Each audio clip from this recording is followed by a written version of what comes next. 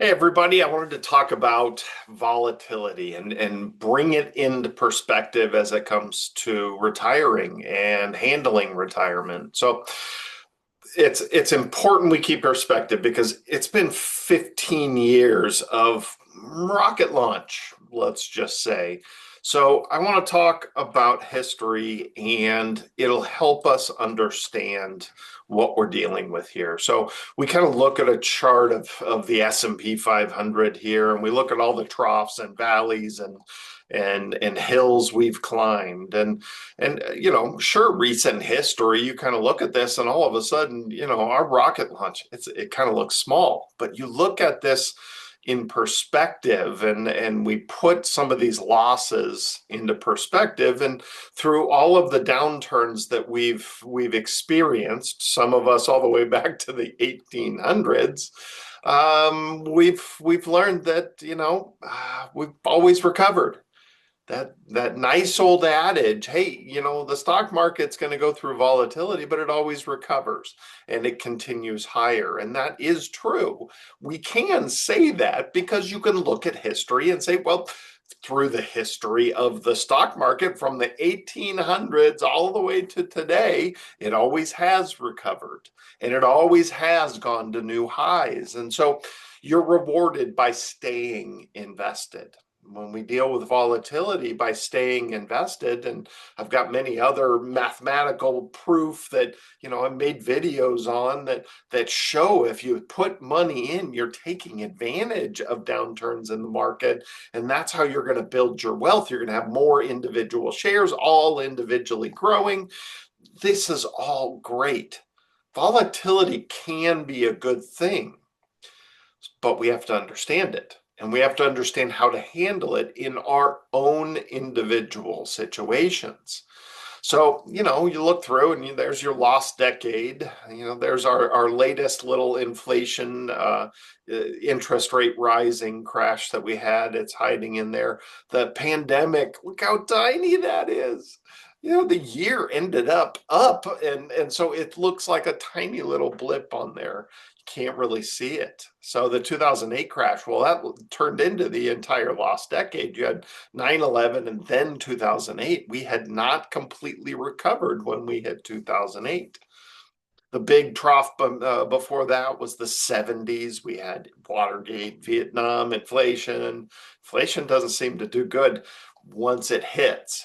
It's the leading up to the inflation. Look what happened. The Great Depression, World War II. We got out of World War II. We were in so much debt. Our debt to GDP was as high as it is today. So what did they do? They inflated it away. They artificially pushed interest rates down. We had a rocket launch in the stock market. And there we were in the 70s having to deal with the inflation that occurred because of it. But hey, made the debt look small. We never paid it off, but our debt to GDP went way down. I give you a little perspective why a lot of people think we're leading up to the 70s again. So let's take a step back and look at the biggest pain, right? So they call this the pain index. It's an equation that looks at not only how far we had or how big our decline was, but how long it lasted. So the pain index, the top of the pain index was the Great Depression. Not only was it an enormous decline, but it lasted quite a long time. So then right after that, we had the World War II or World War One and influenza. So most of us weren't around for this. There's a handful of us still around that were here for the Great Depression. But believe it or not, number 3 on the list is the lost decade. And when we look at it, it was quite a long time. You're looking at 13 years. The beginning of the decline started in 2000, and it didn't finish and recover until 2013. That certainly is a lost decade of investing. Okay. The decline was in total 54%. That was the bottom of the trough. And the bottom of the trough was at the end of the 2008 crash. And then close by right there, you've got the inflation, Vietnam, Watergate, the 70s. There it is right there. So the three that were all kind of arguably very similar to the pain we felt. World War One and an influenza, long time ago, before Great Depression, lost decade, and Vietnam, uh, the 70s. Let's just call it the entire 70s, kind of like this entire 2000 time as well. So you've got those, and then it starts diminishing from there. And believe it or not, we're only talking an 8.4 on the pain index for the latest inflation rise that we just went through. And honestly, the pandemic didn't even hit the charts because, again, by the end of the year, it was already up. So we got to learn some lessons from this. The first thing is from 150 years of market fluctuations, ups and downs and ups and downs and ups and downs. There's a lot of things we can take away from that. Okay, so first thing is it's important to understand we cannot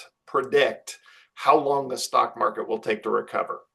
Pandemic, sharp decline, 40%, but it immediately went up 80%. So we earned back what we needed to within the same year. Don't let that be your lesson, because if that's the case, then just leave it all in and never have to worry about anything. And it's okay, it'll be back tomorrow. Yeah, but wait a second. We have the lost decade. We have an entire we had the 70s. That was an entire decade as well. We have multiple times when it was an entire decade where the market didn't perform for you. And depending on your phase of life, you're either going to be able to take advantage of that or you're going to fall victim to it. And that's the lesson we're going to learn from this. So if you don't panic and you don't sell your stock holdings when the market crashes, you will be rewarded in the long run. It's been proven over and over again. Statistically, the emotional investing is a bad idea. And if you didn't learn that lesson in the pandemic, I don't know when you're going to learn it. Everybody knew the market was going to crash. We saw it was like a Zamboni, those really slow moving ice machines coming at you. Oh no, we knew the pandemic was coming. We knew the stock market was going to crash. But did you know when to put your money back in? And that was the hard part for a lot of people. So real easy to sell. It's easy, but then trying to buy back and realizing you're buying back, after the market had recovered and came back. So you're missing out on some of the greatest days in the market. The trick is not needing your money, right? You don't need your money, and even better, you get to buy all those stocks on sale. So now you have more shares all individually growing, and you build your wealth and you take advantage of these downturns. So if you were in your working years during the lost decade and you kept putting in, and you waited to retire after a recover, well, guess what? It exploded after that because the market went on a run to new highs and you had more shares. So that's how you do it. You stay invested and you invest more when the market's down. That's why Warren Buffett has been so popular. That's one of his biggest philosophies. So for those of you that have money and you haven't invested, we need to understand that we're going to treat volatility differently. Our perspective has to change on volatility as we transition to retirement. So when we look at the last 10, 15 years in the stock market, look, retirement's easy. Any portfolio did well during the last 10, 15 years. As long as you stayed invested, there was never a problem, even if you were somewhat conservatively invested. And all this is looking at stocks, not bonds, okay? So there are other ways to invest in just bonds and just stocks, but if you stay invested, good times are not what we're worried about. Anybody can survive, and if you couldn't survive in this atmosphere of investing, then you shouldn't have retired. You weren't ready for it. You're not going to survive in any version of the investing world. Okay, so when you're developing a portfolio, you're looking at this perspective of going off and enjoying your retirement. You can't rely on this being your world. this market that just goes up with a little bit of volatility here and there, because the decade prior to that taught us that survival is what you needed. So it's a tale of two completely different decades. If you retired at 2000, your retirement was scary and painful. If you retired in 2013 or 2010, 2015, somewhere in that range after the 2008 crash, oh boy, it's been easy. It's been wonderful. You got more money than you started with for most people. The reality is we don't need to worry about this. This isn't about reaching for 30% gains and what's going to make the most, what's going to make the most. It's about surviving this big bad trough. When this comes, we have no idea. If it comes, we don't know when or if. It doesn't matter. The fact is, your portfolio should be able to survive it. That's the difference when you go into retirement. You want to survive that lost decade, and you want to thrive in the good stuff. So your portfolio has to change. Because if you don't need your money, stay invested and keep putting in whatever you're investing in. As long as you're invested, that you're going to do well in these good times. Okay? So let's learn some lessons here. The Tale of Two Brothers. I did a video on that. The tale of two people investing with the exact same amount of money in different time frames. This person retired in 2010. They had $1 million and they started taking out $80,000 a year. That's an 8% withdrawal rate. Most people will tell you that's too much. You can't pull that. It's supposed to be 4%. But Dave Ramsey went out there and said everybody should be able to pull an 8% withdrawal rate. Heck, the stock market averages 12% since the beginning of time. Really, Dave? Really? Let's work with this math a little bit and see how this does, because the experience that we are going to have is based on that day we retire and how the order of returns comes at us. Because believe it or not, the order of returns actually matters. It actually matters when you go to start withdrawing. And we know we can't control that order of returns. So you retire in 2010, you invest your $1 million all in stocks. I built my wealth this way. The stock market is the best way to grow my money. So I'm going to leave it in there and I'm going to take 80,000 out each year and I should be fine. Great. You were proven right. 10 years of your retirement, you were proven right. That doesn't mean it will be that way forever, but look how right you were. $1 million invested, pulling 80,000 out every year. In 10 years, you still doubled your money while pulling $800,000 out. Wow. Wow. You pulled all that money out, funded a very comfortable retirement, 10 years of it again, 10 years of it. And you were proven right. You got double the money and you got all that money in your pocket. Things are wonderful. This is wonderful. But if you stayed invested the same way, but you retired in 2000, tale of two different decades, the exact same investing strategy, the exact same amount of money, the exact same withdrawal rate. Now, all of a sudden, that $1 million goes to zero and you're living on credit cards. That's right. This is the exact same S&P 500. So the same person retired in 2010 and did extremely well, thrived, and enjoyed things. Whereas this person retired in 2000 and they're out of money. They're broke. They're back working. Okay. So we have to take that into account when you go to retire. When we look at this, the lessons we learn, everybody's in a different situation, and some people answer this different ways. Would you risk sacrificing your own retirement just to get a chance to give your heirs more money? Meaning, I'm going to bet on this world going like this, and if this happens, if the bad thing happens, then I'll survive and I'll be fine. But I want to pass my heirs to 2 million. Meaning, is your priority your heirs or yourself? If it's about your heirs and you want to stay invested, I suggest you don't have an 8% withdrawal rate. The lower your withdrawal rate, the more successful this will be. This strategy will be. And those that care about how much money goes to their heirs, they typically aren't going to stress their portfolio with large withdrawal rates. Okay. So that's the first question. Who are you investing for, yourself or your heirs? The second part is if you need your money. That's the operative word here. Need your money to fund your retirement. Your retirement is not going to be fun if you don't have that savings there to supplement it. Okay. If you need your money as you approach retirement, the closer you get, or if you're already in retirement, stable investments should be the core of your portfolio because you can't order or control the order of returns. Think about it like this. You want to have money in the stock market. Without question, none of this is about pulling all your money out of the stock market. It's about not having 100% in the stock market. You want to have safe, stable investments to pull from when the stock market's not doing well, but you also have to remember to pull from the stock market when it is doing well.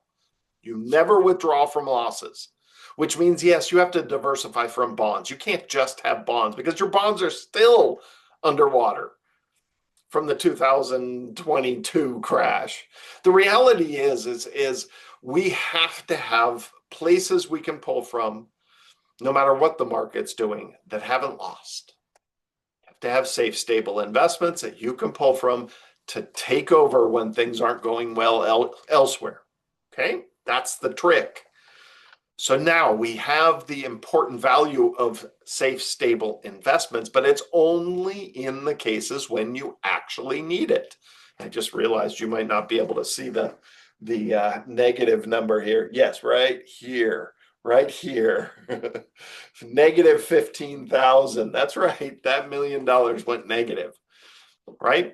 So then the third thing that we have to know about this is when withdrawing. If you don't need your money, this is irrelevant. When withdrawing, losses hurt more than gains help. It's mathematical. When withdrawing, losses hurt more than gains help. It is so important to know that.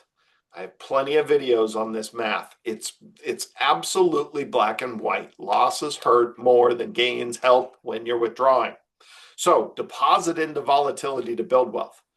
Stocks are on sale, dollar cost averaging, all those wonderful things we learn through our life to keep us investing when the stock market's not doing well.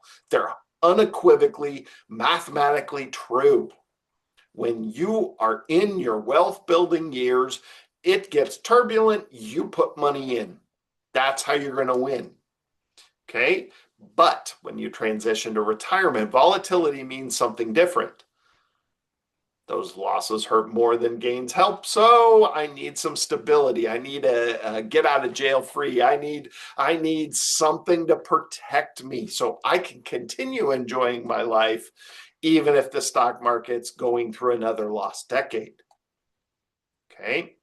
We have lost decades occasionally. Every 2 or 3 decades, we have a lost decade. That chart shows it. It doesn't mean one's imminently coming, but it means it certainly can and will come in your lifetime. And we just need to know how to adjust our portfolio. So yes, we can still enjoy the good times, but we can survive the bad times. If you have 100% of your money exposed to the whim of whatever our markets are going to go through, then you're going to live with the possibility of going to zero because that math will work against you very quickly if you are withdrawing. You don't need your money. Go invest it however you want. I got lots of videos on this. I hope that helps put things into perspective. Retirement, you can choose to be in wealth building mode. If you don't need your money to fund your own retirement and your heirs are a priority, go for it. I don't have a problem with it. But if you need the money for yourself, this last decade and a half now, yeah, we can't count on this continuing forever. It might, but getting a little more conservative, getting some safe investments in your portfolio is not going to stop you from enjoying your retirement. You might earn a tiny bit less, but your ability to survive the bad times when they come. Because remember, we can't predict how long the market will stay down or how long it will take to recover. We have to be prepared for that.